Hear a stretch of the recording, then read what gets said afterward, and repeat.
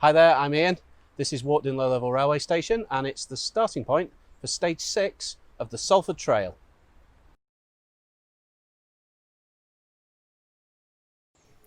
As the start of this walk takes us along a very pleasant but uneventful section of the Row Green Loop line, it's a great opportunity to introduce the Salford Trail. The trail is a 50-mile long-distance wander around the city of Salford, put together by the Ramblers with support from the council and Transport for Greater Manchester. It's broken down into 10 bite-sized chunks, and I'm starting on stage 6 because it's the nearest one to my house. Also, as we double back past the relatively modern Ellenbrook estate, it gives me the chance to say, using all of my 37 years, that I remember when this was all fields, which is true. The loop line section spits you out at the start of the Lee-guided busway, and, in my case, straight into the rain. There's a new footpath and cycleway here that will take you all the way to Lee Town Centre, if that's what you want to do.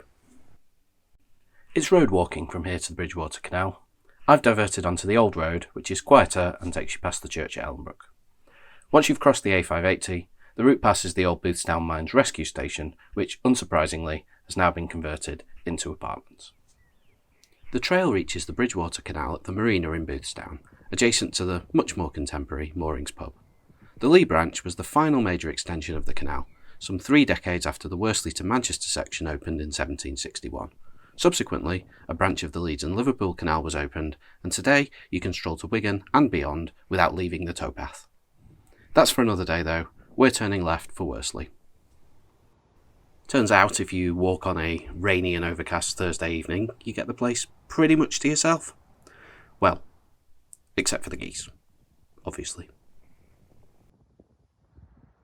Across the canal, through the trees, you can see work continuing on the site at RHS Garden Bridgewater, which is now due to open in May 2021. Further along, we reach my favourite part of this walk. Keeping an eye on the canal as we approach Worsley are the 3 pioneers who made it happen.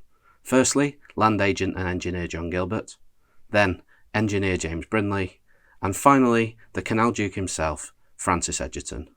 I can't help but think, though, that the scene would be enhanced just a little bit if the "Get Off My Land" signs were removed. If you do need to stop for a break, the benches all along the towpath are in the shape of the famous starvation of boats.